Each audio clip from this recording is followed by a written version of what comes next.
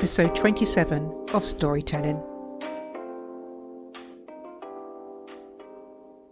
Have you ever had an ambition that was simply out of this world?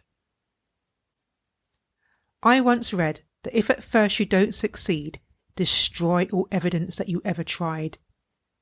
My ambition came to light a few years ago whilst in Florida. I could hear the inner me saying, "I'm still here. You just became too busy and too boring to notice me." No, I'm not a schizo. Anyway, it was the day I went to the Kennedy Space Center, where the active launch area has seen some of the most important events in history. You can even view the site from which NASA departs for Mars. I wanted to be an astronaut. Proceeded. 3, 2, 1. Ignition. Right away, Houston. Vector good. Pitch over. Roger, you have good thrust. The race to the moon between the two world superpowers became an inspiring tale of perseverance, ingenuity and destiny. No, I'm not talking about Man United and Arsenal. The USA and Russia. How many of you have watched the film Hidden Figures? Based on a true story, Hidden Figures follows the events of the US and Russian race to put the first man in orbit.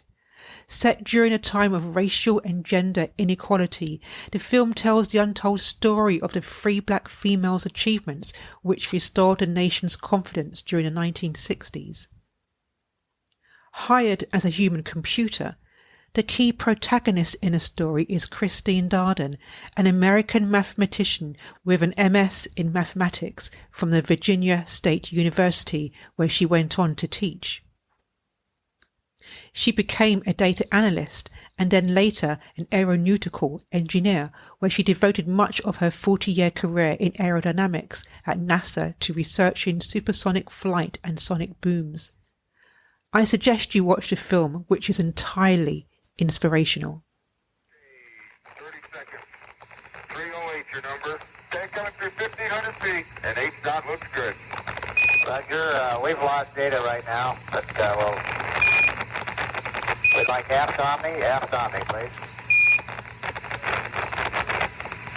Okay, coming up on 40 seconds, good. We're go. Coming right over top of Camelot. You see, as crazy as my ambition may have sounded, it wasn't impossible. You can see the rocket that helped NASA win the space race, the mighty Saturn V. Okay, it was a copy, but I was completely mesmerised. Should you visit, you may be put off by the many restricted access areas. I mean, of course you're going to be curious, but the guide was sure to convey that the areas surrounded by water had alligators in them, like you were going to swim to space. Did you know that alligators can grow up to 15 feet? Most only have 4 feet though. Don't worry, as you will be distracted by the various rockets and spacecrafts.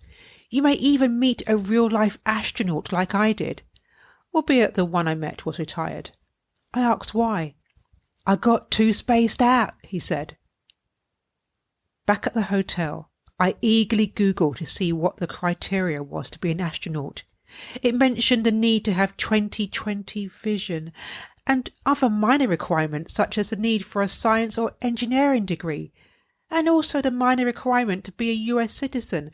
Surely they'll accept a UK citizen with a master's in film and TV.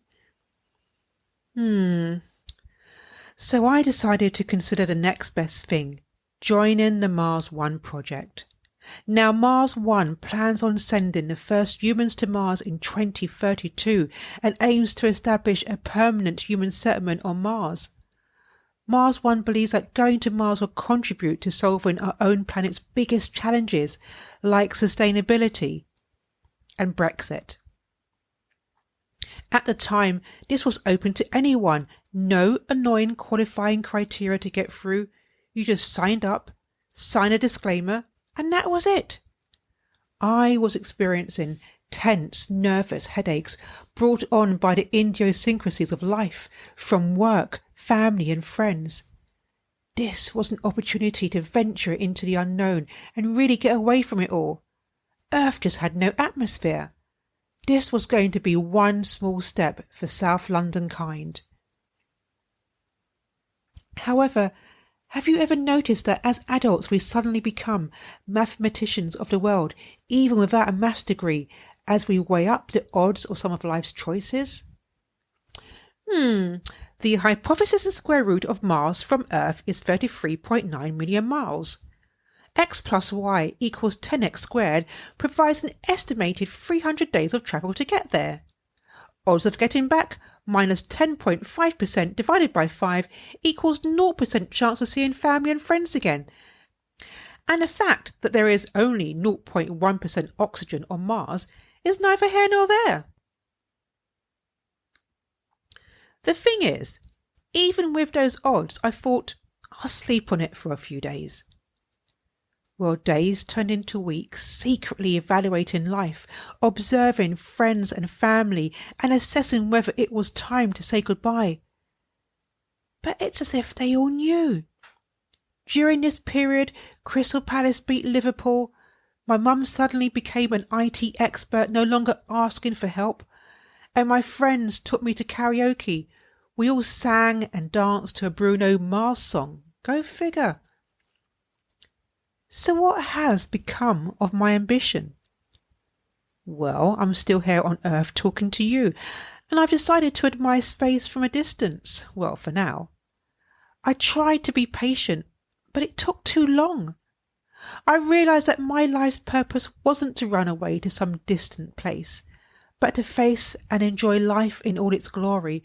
I was strong enough to take the rough with the smooth, and no one can take away the fact that I touched and sat in a rocket. There were no alligators in that part of the exhibition. What I've learned is that it's okay to tweak your ambitions. It's okay to change your mind and move on to something else. I also have a different perception about aliens. What if they were or are previous participants of space projects, and all they want to do is come home, eat a Mars bar, and reflect on the gravity of their experience? I had a dream that one day I would travel to space. What's your dream? If you have been affected by today's episode, just continue to think big and outside of your comfort zone to get a resolution. Christine Darden did, and she's an inspiration. Good luck.